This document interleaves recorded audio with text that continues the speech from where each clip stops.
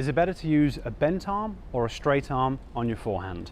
That's what I'm going to be talking about in this video. Hopefully you find the video useful. If you do, it'd be awesome if you give me a thumbs up. And if you're not already a channel subscriber, it's really appreciated if you could do that as well. I made a video a few years ago about bent versus straight arm forehands, but my situation and thought process has changed a little bit since then, so I wanted to remake this video. When I made that last video, I was still playing right-handed, and with my right hand, I hit with a bent arm structure. Unfortunately, my collarbone kept on dislocating, so I've had to stop playing right-handed, and now I'm playing with my left hand. So for about 2.5 years, I've been relearning to play with my left hand, and with my left hand, I actually hit a straight arm forehand. So it's been a really interesting process for me to kind of go through learning how to actually try and develop a high quality forehand. And I think what this comes down to, if we look at the professional game, we have amazing players that hit with a straight arm, and we have amazing players that hit with a bent arm. So in terms of the straight arm, obviously Federer and Nadal immediately spring to mind. But then if we kind of look at some of the newer players like Alcaraz and Rune, they hit with a straight arm as well. So it's highly likely that growing up, they modeled, or their coaches modeled, Federer and Nadal, and that's why they've developed the technique the way that they've developed it.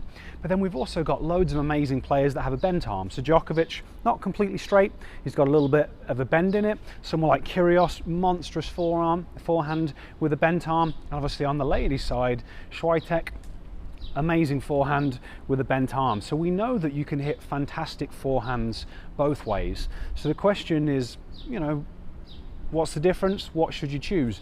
And really, there isn't actually too many differences.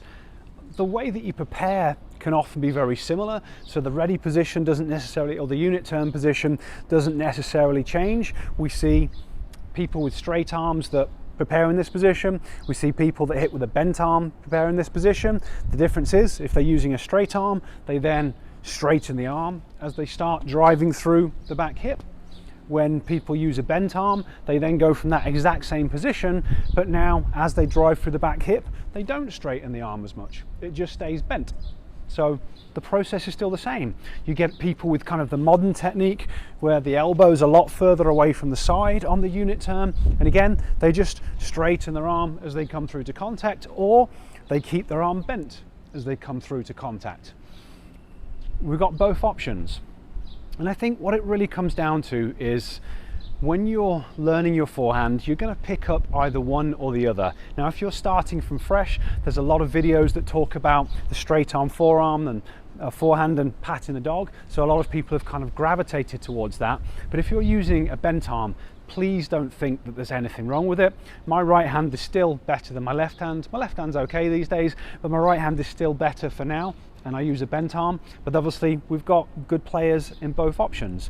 I think it's something that you'll just kind of develop naturally. So what I would say is, whatever you're doing now, don't try and change it. Just improve what you've got, because the chances are you've done lots and lots of repetitions. So to try and change from a bent arm to a straight arm, or from a straight arm to a bent arm, after doing thousands and thousands of repetitions, is going to be a ridiculously hard change to make. And I can't come up with a rationale of why it'd be worth it, because we've got so many amazing players that use both variations.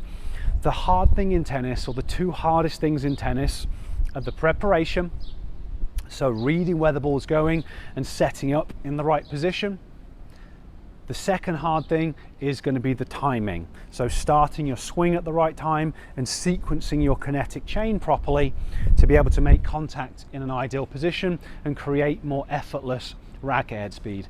They're the two hard things. So if you're struggling with your forehand at the moment, it won't be because it's a bent arm or a straight arm, it will be because of one of these things. For a lot of lower level players, the preparation is the issue, because obviously if you're not prepared, it's then hard to get the timing. So fixing the preparation problems is what you'll need to do. For higher level players, potentially your spacing and your footwork and that side of things is sorted out. For higher level players, it's finally fixing your timing. It's the precise sequencing of the kinetic chain relative to the ball that needs addressing. Unfortunately, both of these issues can be challenging to fix. In order to fix preparation, You need to train and improve your visual system. You need to focus on preparation and practice, focus on reading the ball off your opponent's string. You need to work on your footwork patterns in order to fix timing. Obviously the preparation has to be there in the first place, but timing is a combination between how well the visual system's functioning so that you can start your swing at the right time, having seen lots of different types of balls so that you can make the prediction. Like if you're newer to tennis, it's impossible to have good timing because you have to have seen thousands of balls flying at you before you can understand exactly what it's going to mean. So part of it is repetition, and then the other part is going to be coordination. If your coordination isn't good enough, then you're not going to be able to sequence your kinetic chain in the right way. So that's why both of these can be difficult things to fix. To help you with the visual side of things, I've got a free Tennis Vision starter program. I'll place a link up there, and I'll place a link down in the description so that you can start working on that, and that's going to be a really big help to enable you to improve a little bit more quickly. But just for now, don't worry about bent arm versus straight arm. Do what comes naturally to you and focus on fixing the other underlying problems. It can be tricky, but that's what you need to do. But tennis is just one step at a time. Keep on finding something and working on that one thing until it's fixed.